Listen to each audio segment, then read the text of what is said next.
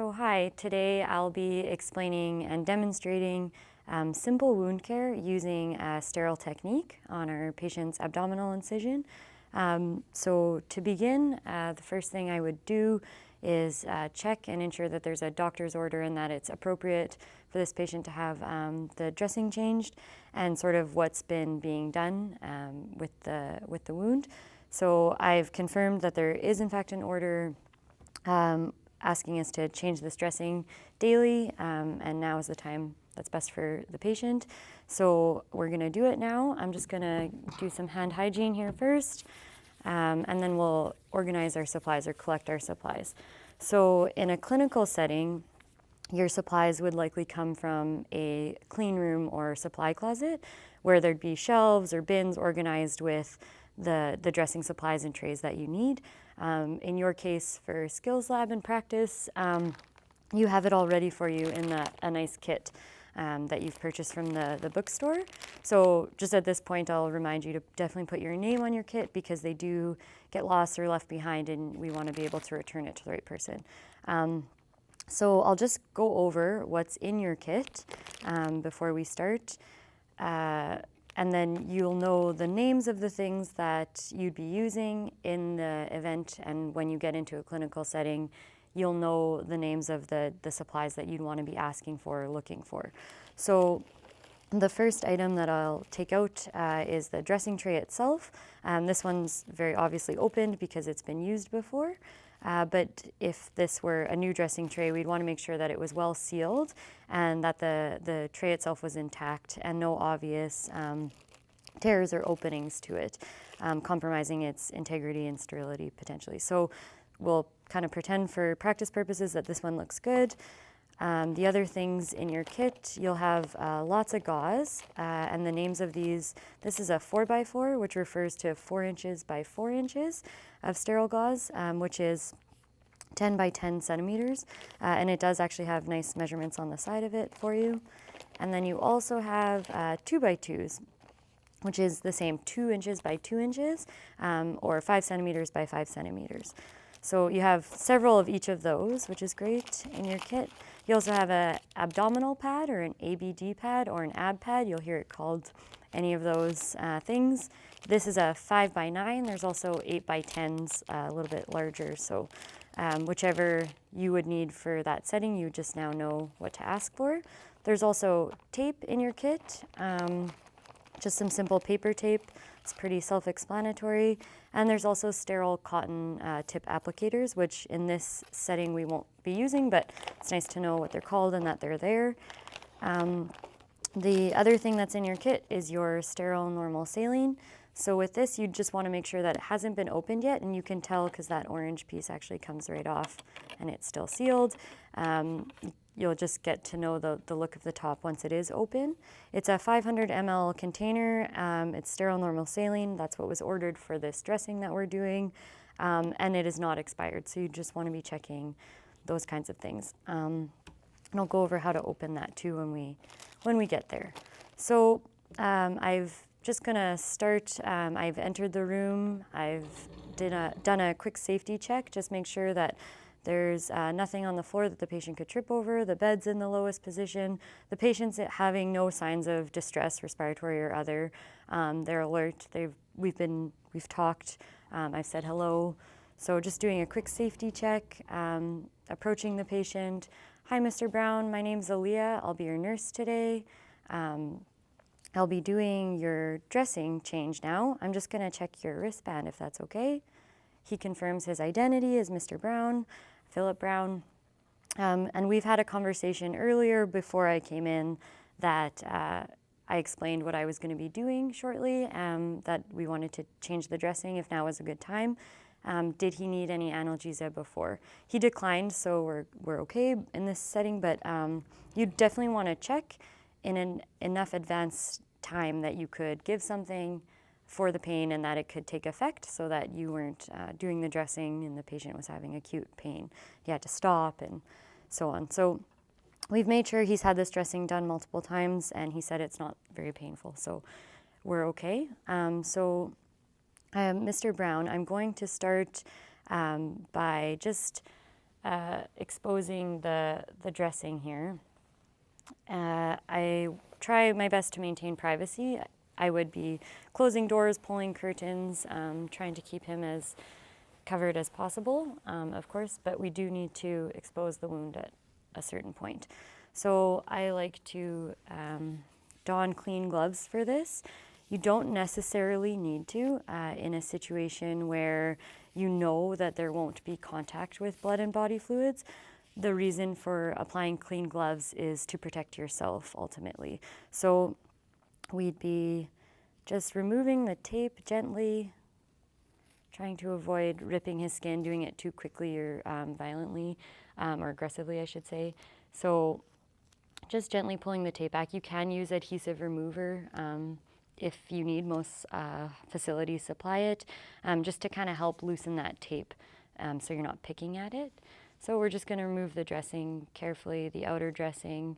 Sometimes the inner dressing comes with it, which is fine.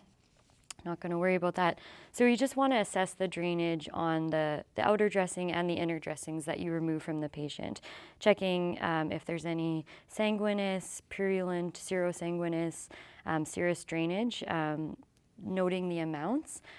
Is the ab pad saturated? Was it shadowing on the other side? Those kinds of things you'd want to be just, briefly monitoring while you're removing it. And taking mental note of at this time so that when you document on the wound later, you can accurately comment on the progress and the drainage. So we'd assess, like I said, the old dressing that we're removing. Now you'd also be eyeballing the wound itself, giving it a quick, once over, making sure that in this case, the edges are well approximated, all the sutures are intact. If there's any erythema around it, or other signs of infection, if it's hot, if it's got excess serous or purulent drainage or a copious amount of sanguinous drainage, you'd want to be monitoring for any dehiscence, or in an extreme case, in this evisceration of organs. That would be bad, obviously. So in our situation, it looks pretty clean and good right now, so it's healing well.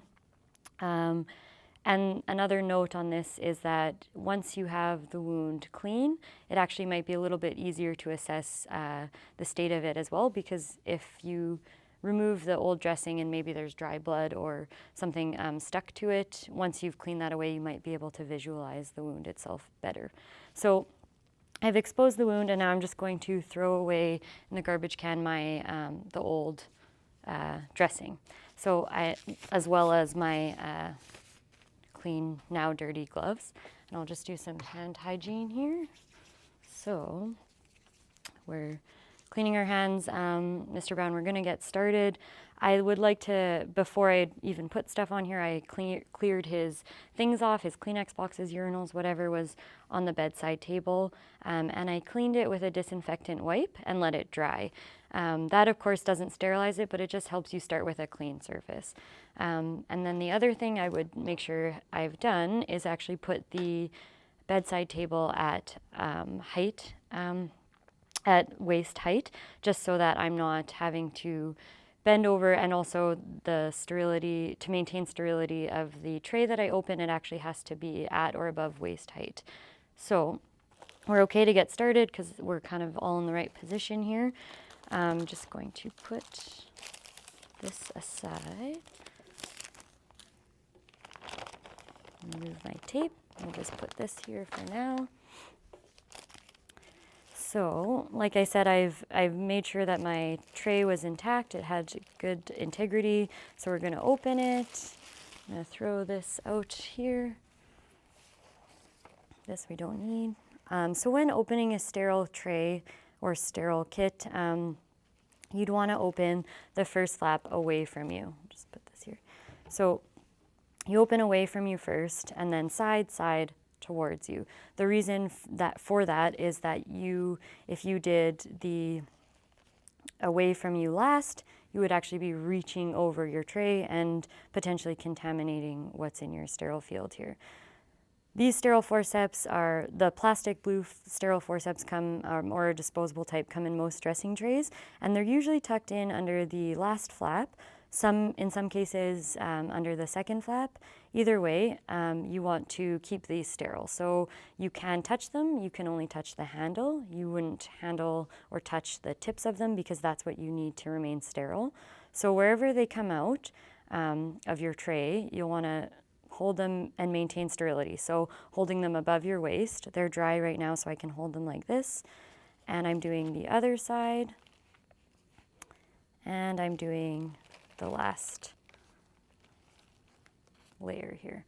So you can adjust your kit however, and now I have my sterile forceps. I can start accessing items in the tray. It's tempting and it's hard to avoid maybe at first, just putting your hand right into the tray, but you can't do that because if you did, you would be contaminating your items in your tray. So even though your hands are clean, they are not sterile, so just making sure that you are not contaminating.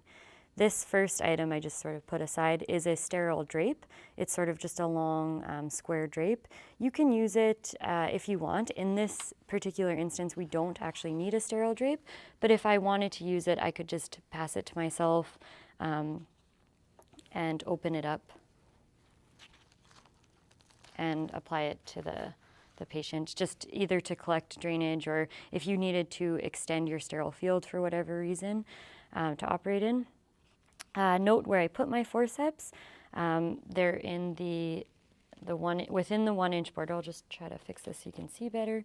The 1-inch border applies to whatever is on the table. So the 1-inch border is actually here, and then all the way around to what's on the table.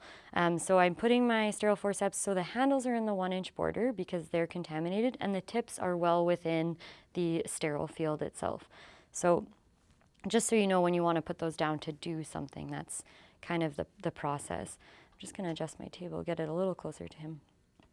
So the next thing that I would like to take out is probably just my garbage bag. Looks like this in most cases. Sometimes it's a brown paper bag, but same idea. So it is sterile in the field, but I don't need the garbage bag to remain sterile for obvious reasons because it's going to be used for waste, right? So I usually just pass it to myself like so, being careful not to get your hand too close to the tips of your forceps, again, because that would be contaminating those forceps. So then you would just open up your garbage bag, set it up at a place where it's out of the way of what you're doing, but you can still use it and access it when you need it. All right, so just there is good.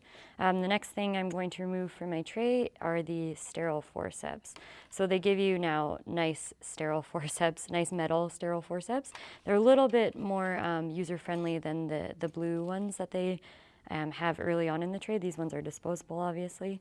So how I like to remove my sterile forceps from the tray with the blue ones and trying to be careful to go tip to tip to push them out. Same idea as we had over here with the handle in the 1-inch border and the tips within the sterile field. The reason I don't like to pick them up with the handle and drop them there is because there's a high risk of contaminating then my blue ones as well. So it's okay to just go tip to tip and push them out. Another practice you may see is some people like to have them sort of sitting up in their tray, which is fine, I think, if that's what you prefer. So you would just kind of set them up to be sitting up in this position. A couple of reasons that I choose not to do that. One is that I'm clumsy, so when going to pick up that forcep, I'm liable to actually maybe nick the tray and therefore contaminate the tray.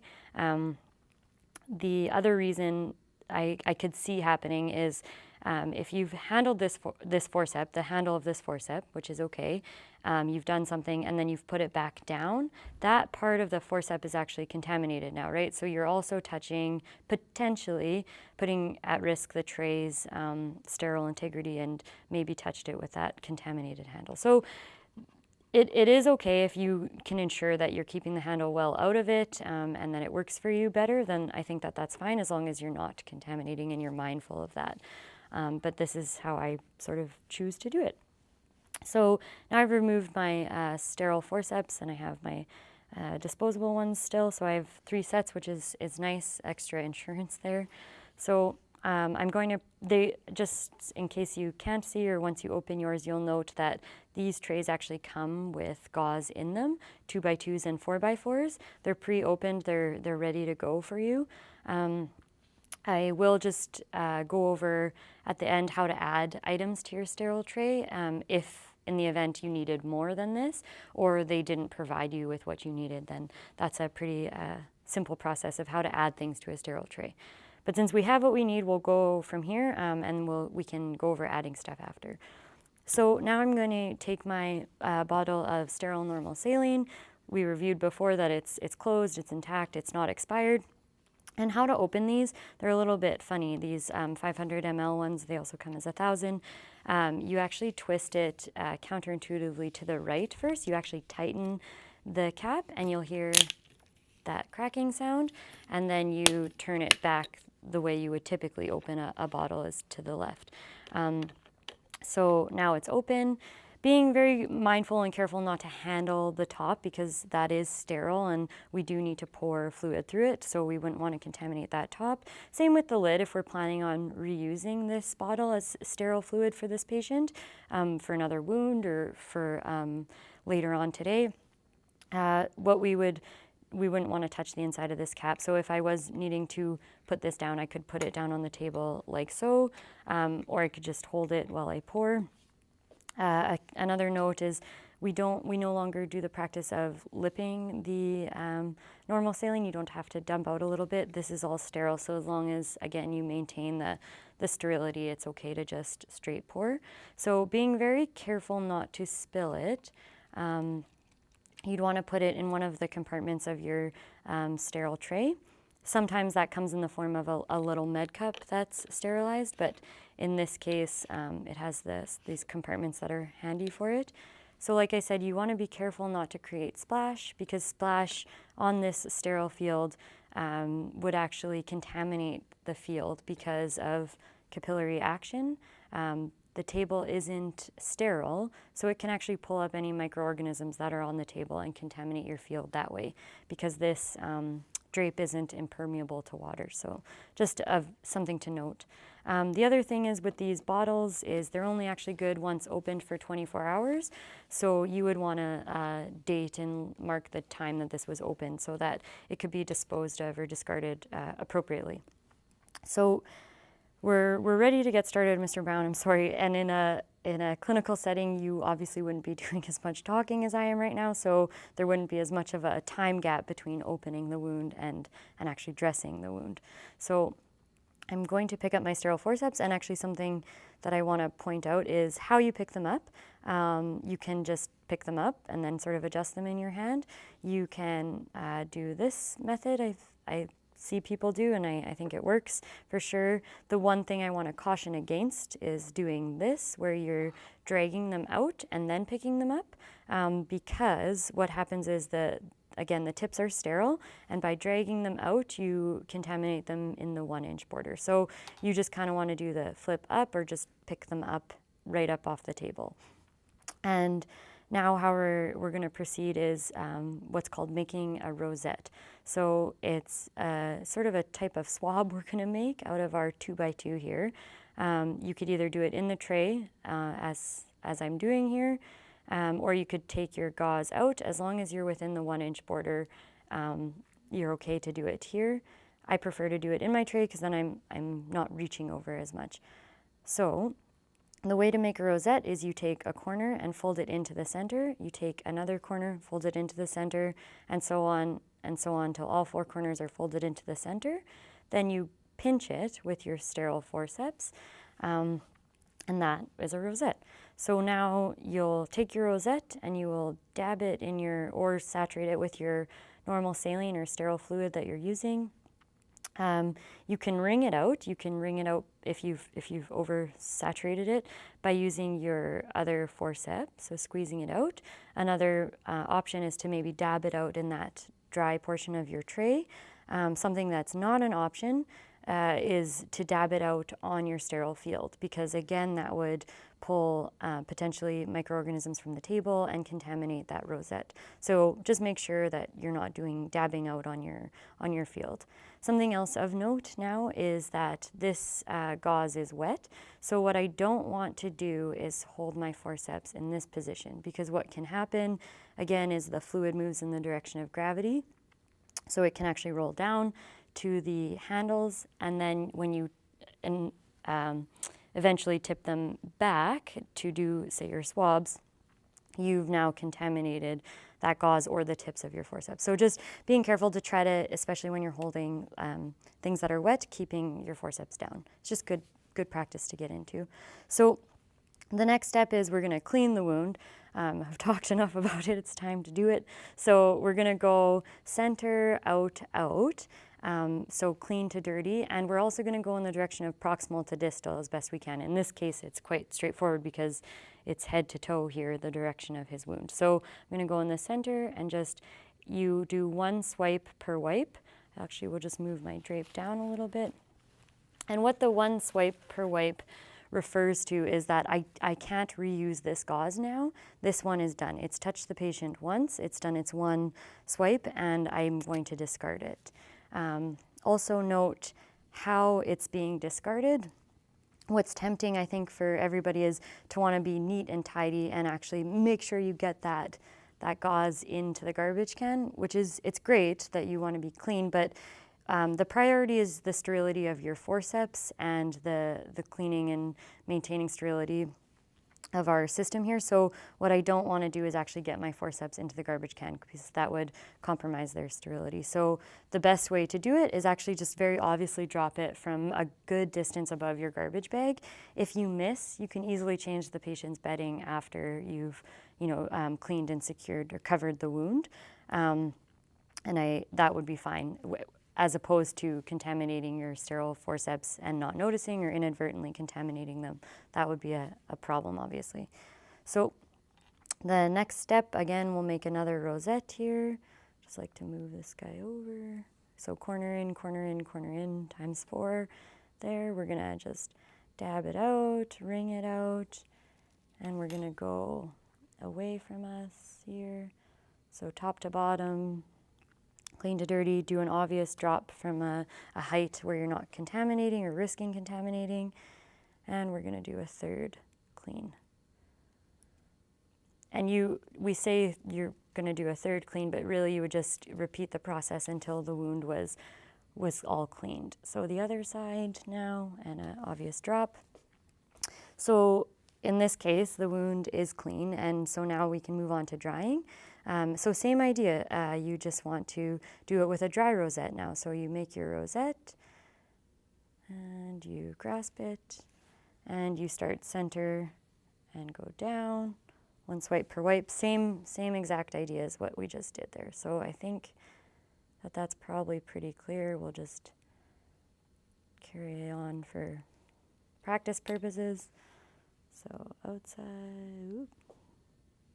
See, and I missed the garbage can, but I'm not going to worry about it right now. We can grab that later.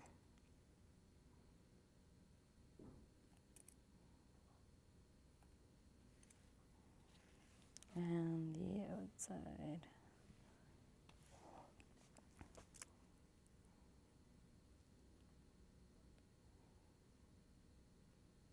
So we'll just dry up a little more, make sure that Mr. Brown is all dry before we cover his wound again. Nope. And there I just contaminated, so I would actually get rid of these forceps now because they did touch the patient's skin. So we would just, it's good that we have the backup forceps. So we'll just do that.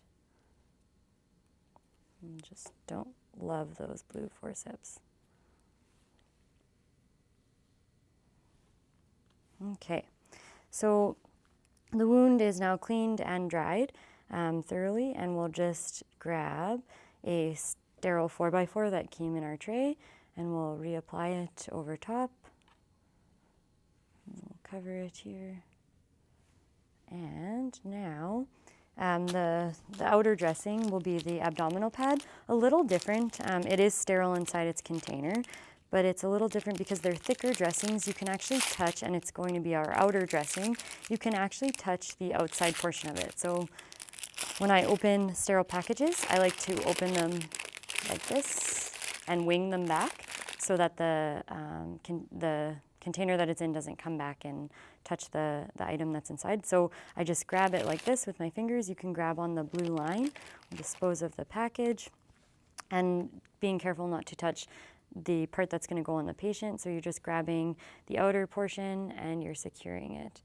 And I might just want my 4x4s next time more in line with the wound. But now we're going to secure it with tape, which is, I think, pretty straightforward. The way that he had it was working well for him. And the taped across, but you'll find different ways of securing dressings using, for example, Montgomery ties, or Me-Fix is another type of tape you might see. Or if the wound was on a limb, you could use Curlex to actually wrap it so that you're not taping directly onto the patient's skin, which is a little bit more ideal for skin integrity. So now that we're all done, we're all covered up here, I would ask the patient how they're feeling, how that went, any concerns with the dressing. He's declines or says no, so we'll just, clean our hands, clean up our supplies here, and we will document on that wound. So the things that we'd be documenting are any measurements we took. We didn't in this case, but for this one you might want to take a measurement of the length of the wound. There's not so much in this case, again, a depth or a width because it's just a simple incision line, but you would want to comment on the edges. We said they were well approximated. We didn't note any excess erythema around it, any purulent drainage, any dehiscence at any point in the wound, how the patient tolerated the procedure, the dressing change, and our plan going forward. Are we going to change this daily? We're going to assess it, monitor it, change daily in PRN. That kind of thing would definitely go into your note. What you did to clean it and what you applied as well would be of mention in your note too. So the other thing that I mentioned that I would speak about quickly is how to add items to a sterile tray, how to add sterile items to a sterile tray. So we'll just kind of do a reset. That this is all done, we're just kind of going to go over this as a separate item. So when you're opening sterile packages like this, or a 4x4, 2x2 or 4x4, you just want to pull them open, and like I said, carefully. And you wouldn't want to do what I'm doing here. You don't want to open them over your tray. You actually kind of want to take a step back just so you're not getting that glue and paper on your tray. And you can open it up and then actually just drop it over your tray.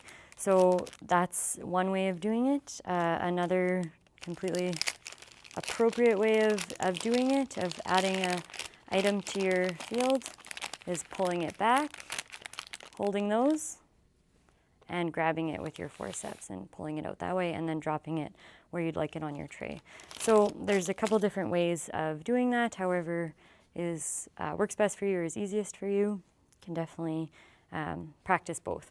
So I think that's everything for a simple wound care using a sterile technique. And if you have any questions, we can address those. Thanks.